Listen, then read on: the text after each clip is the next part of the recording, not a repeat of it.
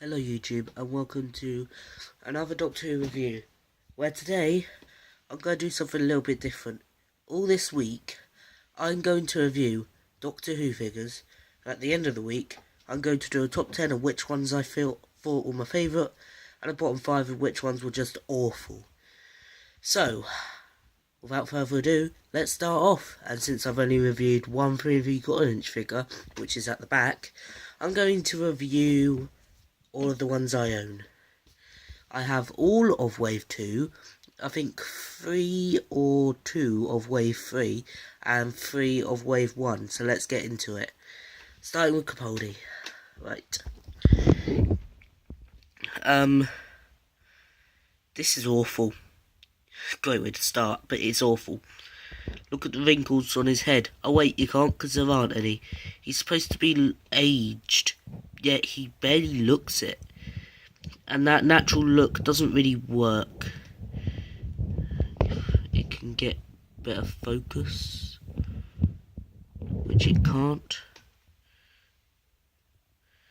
The hair's better than the Regenerator figure though. They managed to get it more grey and all that. The costume, they did well, apart from the fact that there's no red lining in the coat, which they really should have added, and voice break over there. It's not really much to say, he's small. He did come with a few accessories, but they're lost now. So, yeah, he's awful. Look at that face, it's rubbish. Now you've got Clara. She's a bit better on the old detail. She does look sort of like Jenna Coleman, if it'll focus. God damn it. She's got a few scuffs on her cheek though, which is annoying. Shorter hair than the one that was released in Wave 1, which I never actually got. But I'm glad, because this one's way better. Her dress is red instead of being blue like it was last time. She's got a few more bracelets on her other arm, depending which one had the bracelets in the first place. And she's just basic, but she's actually well detailed for a figure of this size.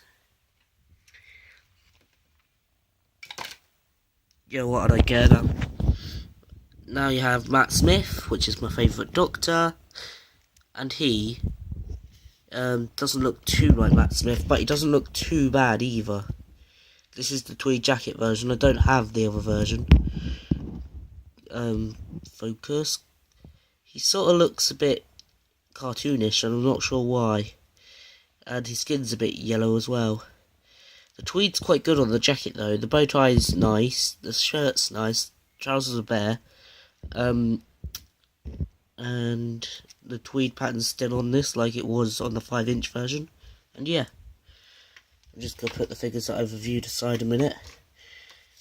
And Amy, this is probably the best 3/4 scale human figure there is of the Doctor Who line.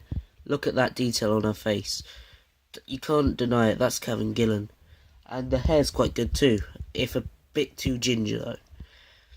And she has probably the most articulation for a 3/4 figure. Head 360, her arms go out to the side, and they turn from like the bicep. The elbows go bend to 90 degrees. The hands are turned to a 360, same with the waist. The knees bend at 90 degrees, and the boots turn at 360 degrees. So considering the size of the figure, the articulation's pretty good. And her detail isn't too bad either, along with the jacket and all that. I think the miniskirt's a bit too mini though. So now we're on to the villains, I think. But first, the TARDIS. I didn't think the TARDIS was too bad. The image looks okay inside it. It almost looks like a scaled down version of the other one, apart from the signage at the top is a bit weird. There's no put your finger in and the door will shut. The sound effects have been put down, so you've got this one.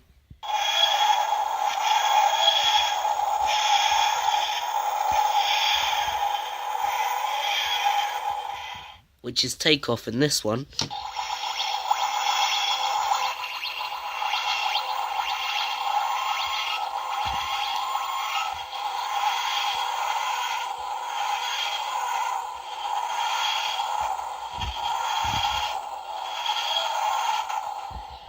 which is landing, and it stays like that when it's landed. So no other sound effects, which is a bit disappointing.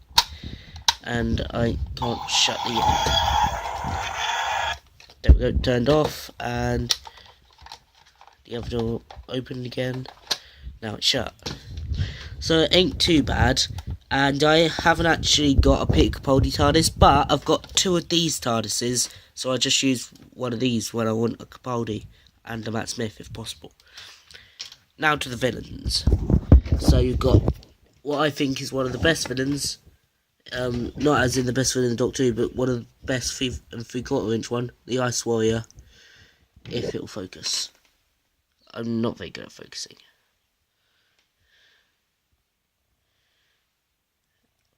Aha, there we go. His eyes used to be red, but they got scratched out. The detail on it's pretty good. You can feel all the reptile bits and all the scales and all that. And it's been given this gold tint to it to make it look armour-like. His articulation's a bit poor, but to be honest, I don't care. This was the very first 3 and 3/4 inch scale figure I owned, and I was glad to own it. I haven't actually got a 5-inch Ice Warrior, but this one suits me. Or just does the job very nicely. It's really good. Can't really explain detail because I'm not that good at explaining, but I'm getting better.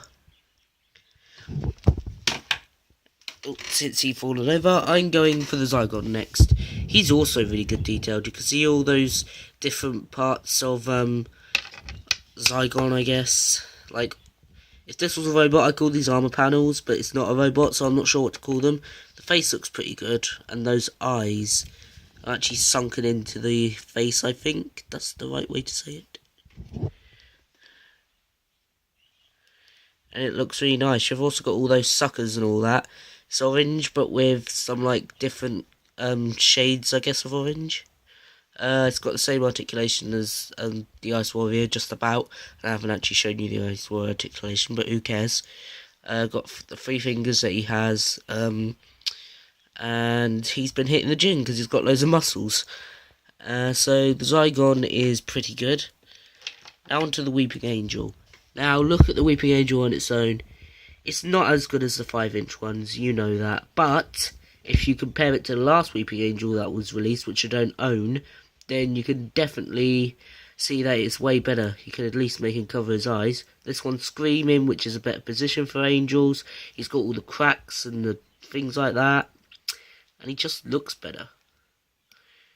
This is actually the only stone Weeping Angel I own. I own the transparent 5-inch Angel, but I'm not sure where it is. And I think it's broken a bit. The detail on it is actually pretty good though for the Weeping Angel. Yep. Now onto the Cyberman. I'm not much of a fan of these designs. I do think they're good, but they're not that good. This figure is pretty good for 3 3/4 inch figures. You got this like spine bit at the back, with all these plates and armor sections, with the arc reactor. It's an arc reactor, plain and simple, in the middle. And the things that I would wish this figure had was the arm-mounted gun and the blue in here. That was actually a rare figure when this was released first, so I was like, oh bloody hell, I'm gonna have to put up with this then. It is good, but I would have preferred the gun to be on it and the blue section and all that. But they have released it in Wave 4, so I will be able to get a version like that now, which is good. And I'll still use this one anyway. And the head can actually pop off, so if you want handles, then do that. And mine actually splits at the side. Don't think it's supposed to do that, but the build quality is pretty poor.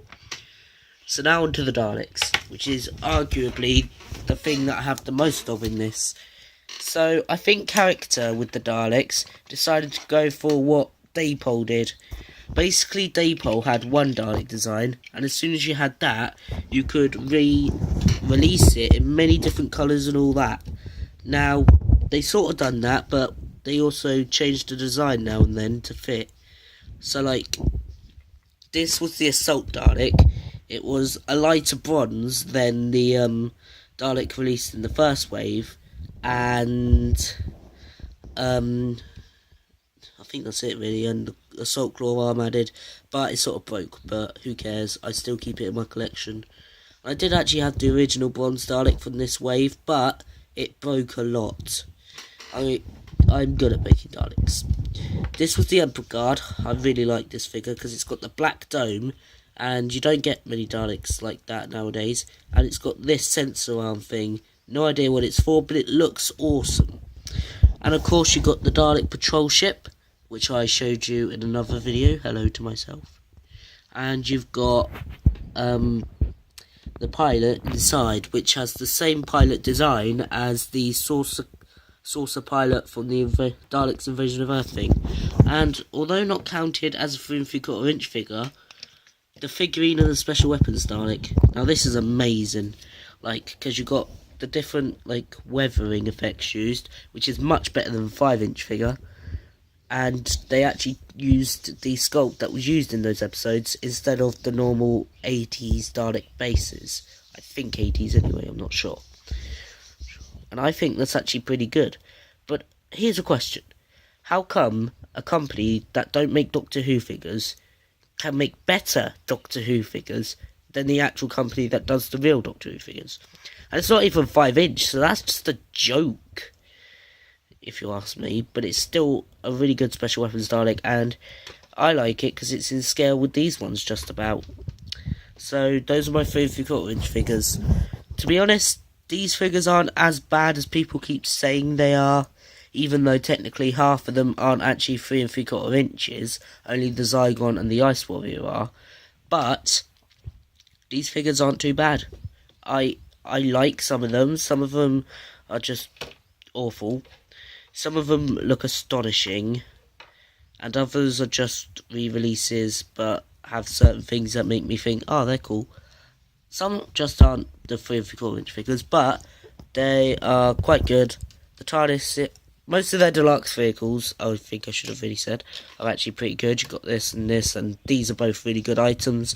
And over here, I've got the Angel Time Zone playset, which, to be honest, isn't really surviving much. They are very bad quality sets and very hard to build and all that. But they're pretty good. So yeah, that's basically it. Thank you very much for watching, and I'll see you next time, or tomorrow, whatever.